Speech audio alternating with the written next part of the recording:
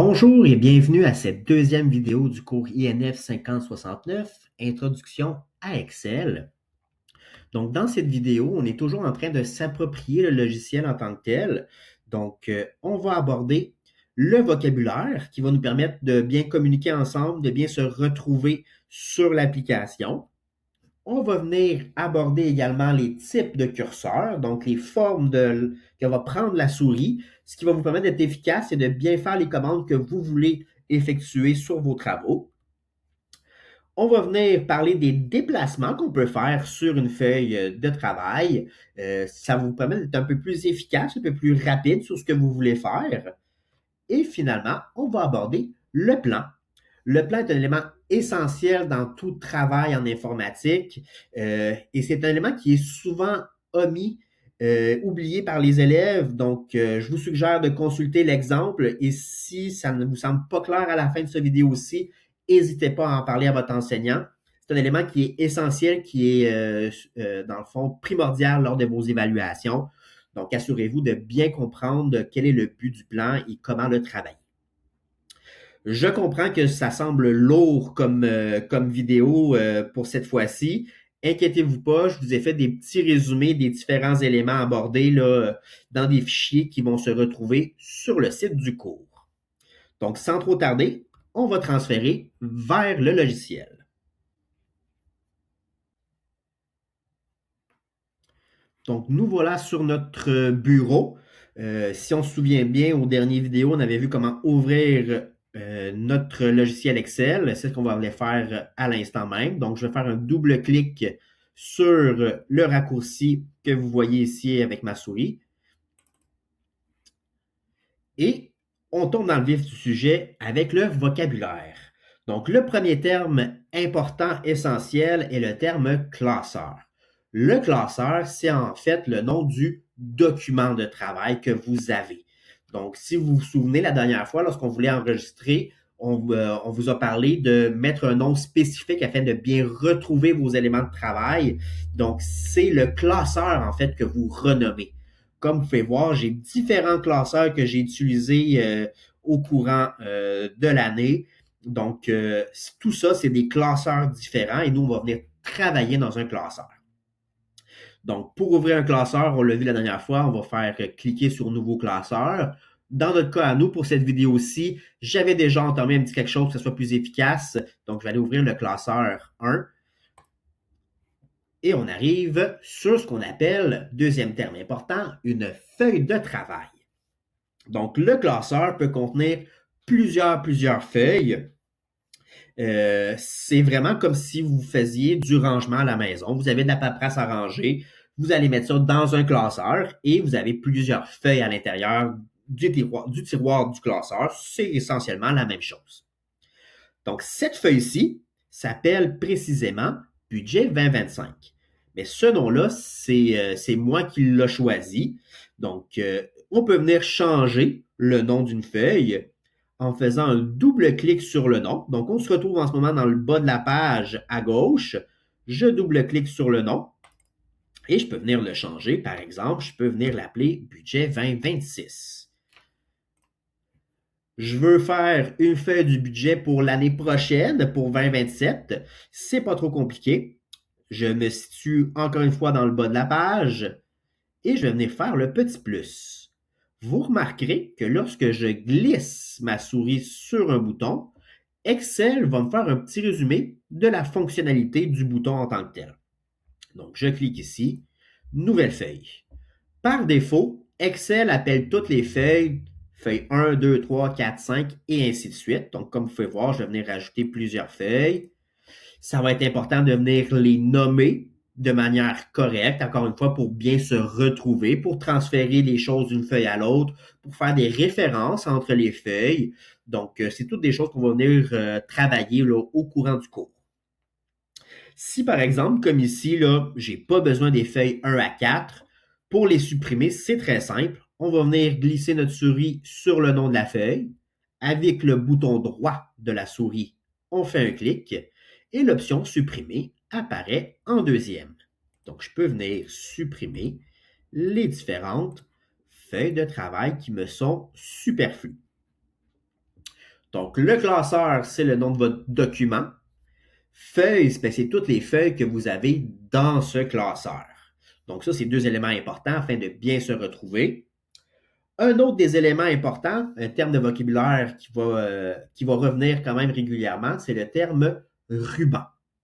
Le ruban correspond en fait à toutes les options que vous avez pour travailler, c'est-à-dire ce que j'encercle en ce moment ici en haut de votre feuille, de votre écran, c'est toute cette section-ci à partir de fichiers. Insertion, données, tout ça, ça fait partie du ruban. C'est là-dedans que vous allez retrouver toutes les fonctionnalités de votre logiciel Excel. Et c'est là-dessus que vous allez choisir les différents éléments pour appliquer sur vos travaux. Le prochain terme important est le terme cellule. Une cellule correspond à chacun des petits carrés que vous avez sur une feuille de travail. Donc, si j'ajoute une feuille, vous allez voir, il y a plein de petits carrés, ils sont tous faits de la même façon. Donc, chaque petit carré est une cellule. Et chaque cellule a son nom à elle, elle est spécifique et unique. Pour savoir quel est le nom de la cellule, c'est très simple. Je clique sur la cellule, par exemple ici, pour le mois de février, et je m'en vais juste en dessous du ruban à gauche. Vous pouvez voir ici que le nom, c'est C4.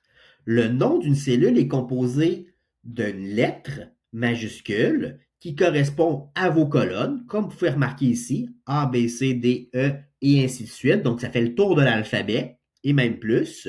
Ça correspond à vos colonnes.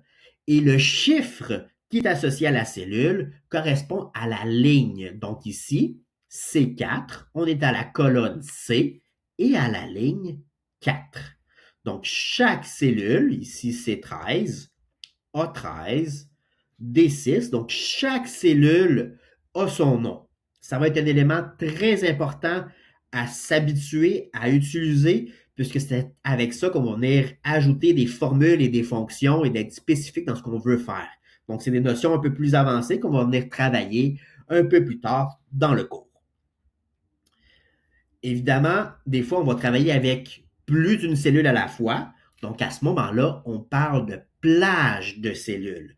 Par exemple, je pourrais choisir les plages de cellules de lundi à vendredi. Donc, ces cellules-ci que je sélectionne, que vous voyez en gris en ce moment, c'est ce qu'on appelle une plage de cellules, un ensemble de cellules. Ça peut être un petit groupe ici, comme j'ai fait.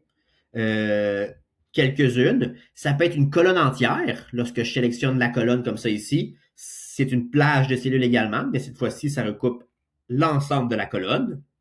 Et je peux faire la même chose avec la ligne. Donc, la ligne 2, la plage de cellules de la ligne 2 qui couvre l'entièreté de ma feuille à la ligne 2. Donc, on a parlé d'un classeur. C'est dans quoi vous allez travailler. La feuille ou les feuilles, ben, c'est chacune des petites pages que vous avez en quelque sorte dans votre classeur. On a parlé du ruban dans lequel vous allez faire les différentes commandes. On a la cellule qui est chaque petit carré de votre feuille de travail. Et on a une plage de cellules. C'est lorsque je sélectionne plus d'une cellule à la fois. Donc, ça va être des éléments qui vont revenir régulièrement à travers le cours, donc pour lesquels il faut se familiariser. Ça fait le tour un peu des différents termes de vocabulaire. On va venir s'attaquer maintenant au type de curseur. Un des types de curseurs qu'on voit, c'est la souris blanche. Donc, c'est la forme normale de la souris. Dans mon cas à moi, elle est en rouge pour que vous puissiez bien la voir à l'écran, mais c'est la forme usuelle, c'est celle que vous êtes habitué de voir, là, que tout le monde connaît. C'est la forme de la souris là, ordinaire. Donc, celle-ci, elle apparaît de cette forme-là lorsque je suis à la hauteur du ruban. Comme vous pouvez voir, là, lorsque je sélectionne quelque chose ici, je suis sous la forme de petite flèche là, habituelle. Donc, je ne m'éterniserai pas vu que c'est une forme que tout le monde connaît. L'autre forme qui apparaît régulièrement sur Excel, c'est la croix blanche. Et vous l'aurez peut-être remarqué lorsque je me promenais avec mes cellules. Donc, à chaque fois que je suis sur une feuille de travail, donc, c'est la croix blanche qui apparaît en premier. Donc, c'est elle qui me permet de sélectionner une cellule ou d'en sélectionner plusieurs, comme vous pouvez voir ici.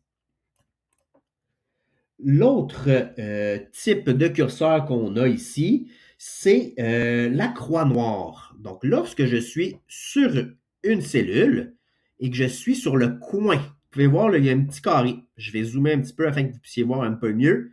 Il y a un petit carré en bas à droite de la cellule sélectionnée, la cellule C14, et il y a une petite croix noire. Celle-ci va être très utile lorsqu'on va venir étendre des formules, étendre une liste. C'est ce qui me permet, par exemple, si je dézoome un petit peu, donc, exemple ici, je veux faire le reste de la semaine, mais c'est avec la croix noire que le reste de la semaine va pouvoir apparaître. Ça me facilite la tâche énormément. Donc, on va venir travailler ça un petit peu plus tard là, dans le cours. Mais comme vous pouvez voir, ça m'a évité d'écrire lundi, mardi, mercredi, jeudi, et ainsi de suite là, à la main tout le long. Donc, ça peut être extrêmement utile, surtout quand vous avez des longs tableaux avec des formules, ça vous évite d'avoir à retaper le tout. Autre forme de souris, de curseur, pardon, très important, et la croix à 4 flèches. Vous l'avez peut-être vu apparaître. Celle-ci apparaît souvent quand on est sur le bord d'une cellule. Donc, vous pouvez voir ici. Donc, ça me permet de déplacer la cellule en tant que telle. Par exemple, je pourrais écrire dimanche ici et je peux venir la déplacer si je voulais avec la croix noire et venir la placer à la suite de mon tableau.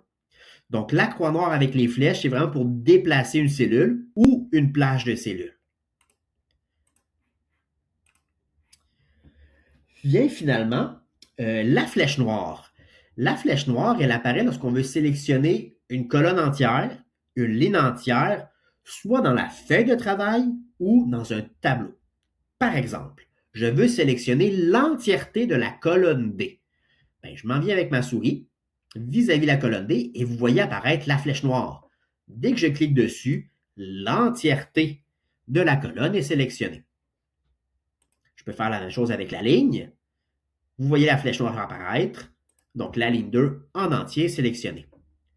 Même chose dans un tableau. Je m'en viens dans le tableau. Dans le haut de tableau, vis-à-vis janvier, la flèche noire est apparue. Je sélectionne l'ensemble de la colonne janvier. Même chose pour mardi. Je peux venir sélectionner l'ensemble de la ligne mardi, mais uniquement pour mon tableau. Donc encore là, ça va être des éléments essentiels à bien maîtriser afin d'être efficace et de bien faire vos manipulations dans notre logiciel. Là-dessus, ça conclut les types de curseurs. Encore une fois, je sais que c'est beaucoup d'éléments en même temps. Des résumés sont faits sur le site du cours que vous pouvez vous référer et n'hésitez pas à en faire part à votre enseignant s'il y a quoi que ce soit. Je vais maintenant aborder le déplacement sur les feuilles. Donc, il y a des façons de se déplacer au lieu d'y aller au clic à chaque fois. Là, en ce moment, ça semble simple parce que mon tableau apparaît sur une seule feuille. Mais si je voulais atteindre des éléments qui se retrouvent ici à la ligne 236, par exemple, bien, ça peut être long d'y aller au clic et faire la roulette à chaque fois.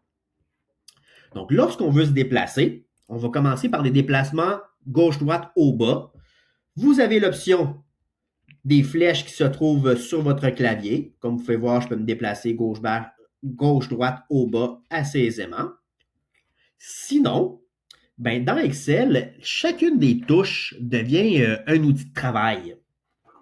Donc, si je veux me déplacer vers la droite, je suis présentement dans la cellule B14.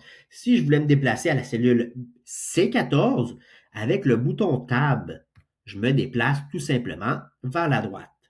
Pour revenir à gauche, c'est la combinaison Shift-Tab. Donc, j'appuie sur Shift, je maintiens le bouton et je viens appuyer sur Tab et je peux me déplacer vers la gauche. Donc, encore une fois, disons que je suis à C14, je veux revenir à A14, Shift, bouton enfoncé, plus Tab, je reviens d'une case et je reviens d'une deuxième case. On a la même chose avec le haut-bas. Donc, je suis présentement à la cellule A14. Disons que je veux aller à la cellule A16. Bien, je vais tout simplement faire Enter. Une fois, deux fois. Donc, ça me déplace. Chaque coup de Enter me déplace d'une cellule vers le bas. Comme je viens juste de faire avec le Tab pour remonter, pour faire l'action inverse, c'est la combinaison Shift que je maintiens enfoncé et Enter pour remonter. Tout simplement. Autre option qui peut être très utile, c'est lorsqu'on est dans un tableau où on a vraiment une longue série de données qui s'étend sur plus que ce qu'on voit à l'écran. Par exemple, je suis ici dans la colonne vide A4 et je voudrais atteindre la dernière colonne de mon tableau qui correspond au mois de mars ici. Pour faire ça, c'est très simple. J'appuie sur le bouton CTRL de mon clavier et j'appuie sur la flèche en direction du bout de ma ligne ou de mon tableau. Donc, flèche de droite dans ce cas-ci pour aller jusqu'au mois de mars. Et j'atteins tout simplement le mois de mars comme c'est ici. Même chose, si je veux revenir au début de mon tableau, donc je veux revenir à janvier, CTRL avec la flèche de gauche et je reviens au début du tableau. On peut faire la même chose au bas. Donc, je suis à lundi, je veux atteindre samedi qui est dans le bas. Donc, au lieu d'y aller avec la petite flèche à chaque fois, je peux tout simplement CTRL flèche du bas, j'atteins le bas de mon tableau et je peux faire la même chose pour remonter. Donc, ça, c'est les touches qui vous permettront d'être un petit peu plus efficaces, un petit peu plus rapides, qui peuvent vous sauver du temps lors de vos travaux. Encore une fois, un résumé va être disponible sur le site du cours. En terminant cette vidéo, je vous mentionne le plan. Le plan sert à structurer votre travail. Pour ceux qui ont fait les cours PowerPoint et Word, vous avez déjà une petite idée de ce que peut être un plan. Pour Excel, ça devient encore plus important puisqu'on a différentes formules. On a différents formats de cellules. Ça peut être des chiffres, des dates, des pourcentages. Donc, de se faire une idée générale, de prédéterminer quelle cellule va avoir quel type de format et ainsi de suite, ça va vous sauver énormément de temps parce que Excel, ça peut devenir très vite, comment je dirais, on peut très vite être submergé par les informations d'Excel. Donc, de se faire un plan va devenir très important. Pour ça, vous avez sur le site du cours un exemple de plan. En ce moment, il est fait comme si quelqu'un avait terminé pas mal le cours. Donc, il y a beaucoup d'éléments que vous n'avez pas vus encore. C'est normal. Mais le but est de progresser là-dedans, de commencer avec un plan qui est plus simple et de venir ajouter les éléments qu'on va apprendre au fur et à mesure du cours. On va venir les ajouter dans notre plan afin qu'à la fin du cours, on ait un plan complet qui va représenter le travail qu'on va remettre, surtout en évaluation. Donc, cet exemple de plan-là que vous voyez ici va être disponible sur le site du cours. Je ne m'étendrai pas beaucoup parce que chaque enseignant peut avoir des petites particularités par rapport à son plan ou ce qui peut être demandé.